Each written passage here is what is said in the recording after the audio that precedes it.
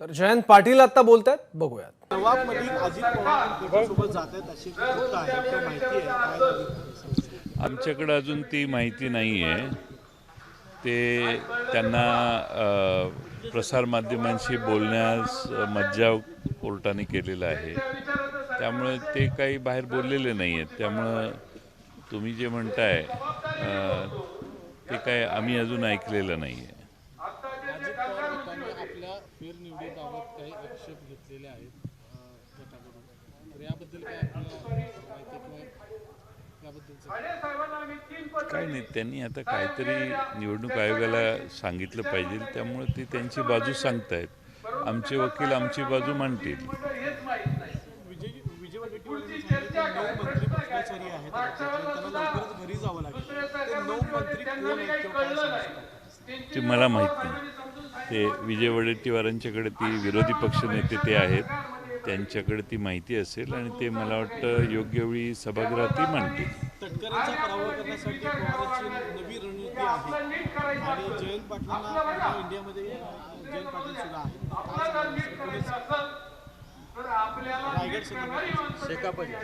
आमची लोकसभेच्या बाबतीत चर्चा झालेली नाही आहे, त्यामुळं अशी काही चर्चा आमच्या स्तरावर तर झालेली नाही.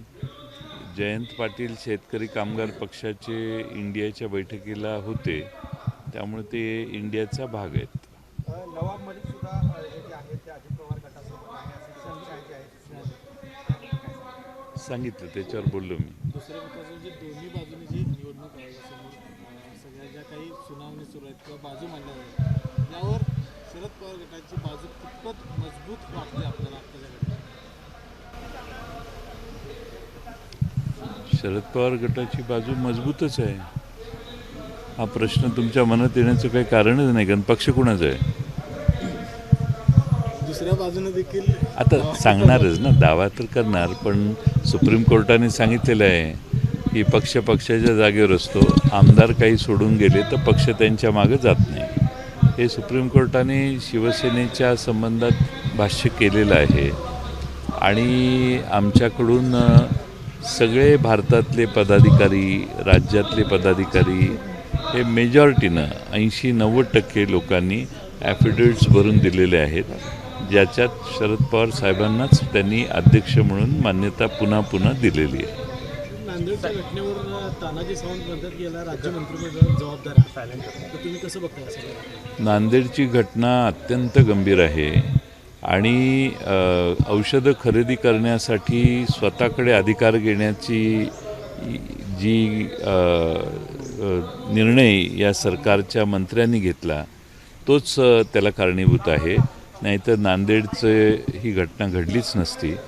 आमच्या सरकारच्या काळात विकेंद्रित खरेदीची व्यवस्था होती, पण आता या सरकारच्या काळात मंत्र्यांनी आता सगळ्यांनाच काही करण्यासाठी मुभा असल्यामुळं संबंधित मंत्र्यांनी स्वतःकडे अधिकार घेतला, त्यामुळे खरेदीचे निर्णय कदाचित वेळेवर झालेले नसतील.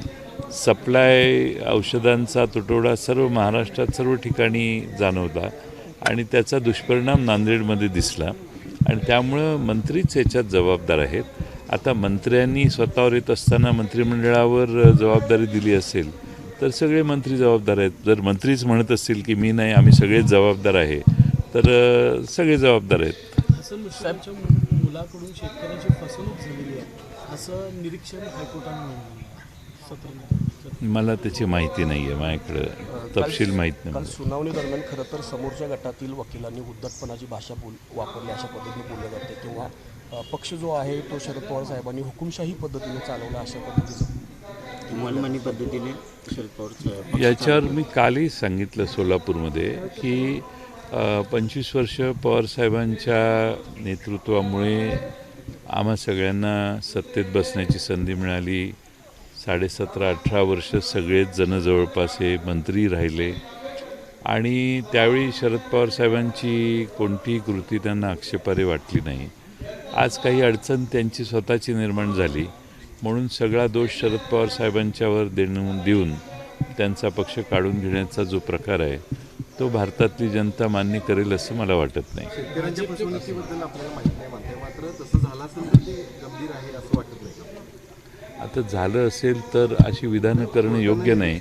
माहिती जर असेल तर मी करेक्ट त्याच्यावर विधान करेन, पण मला माहीतच नाही ना, त्यामुळे विनाकारण ओढून ताणून विधान करणं हेही योग्य नाही. लोक तुमच्या माध्यमातून बघत असतात, ते म्हणतात याला काही डोक्यात समोर आलं की काही बोलतो, माझी पद घसरेल. दुसरं महत्त्वाचं म्हणजे आज बावनकुळे भाजपचे प्रदेशाध्यक्ष कोल्हापूर जिल्ह्याच्या दौऱ्यावर आहेत. त्यांनी आता सकाळी बोलताना असं म्हटलं की शरद पवारांच्या हातातून पक्ष निसटलेला आहे, अजित पवारांना जास्त समर्थन मिळत आहे. राहुल गांधींना बारामतीत आणलं तरी देखील काही आता उपयोग होणार नाही. राहुल गांधींना बारामतीत आणायची गरजच नाही, एकटे शरद पवारच काफी आहे. राहुल गांधींना कशाला आणायचं, ते शरद पवार साहेब तिथं आहेतच ना.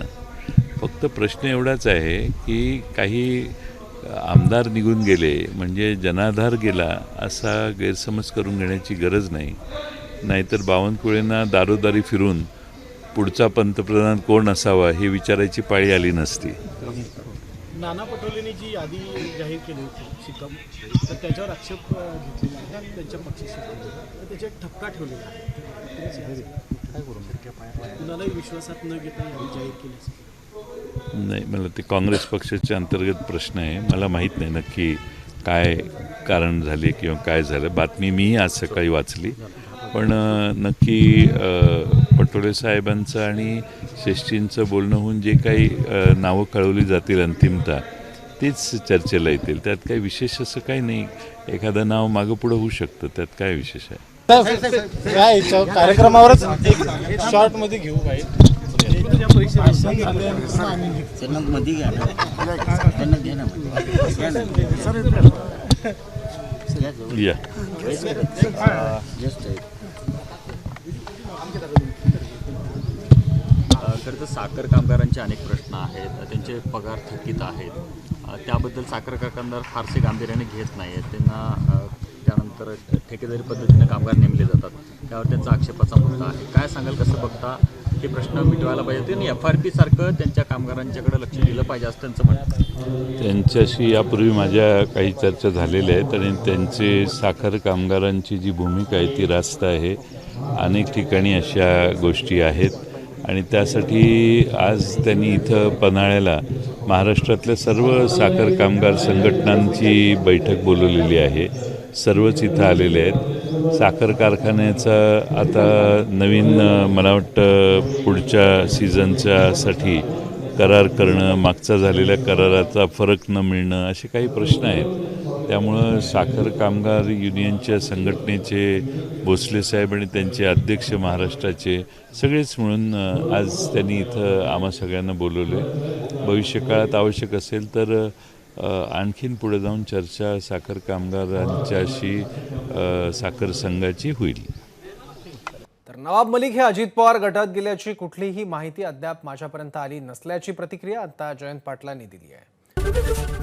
एबीपी माझा, उघडा डोळे बघा नीट.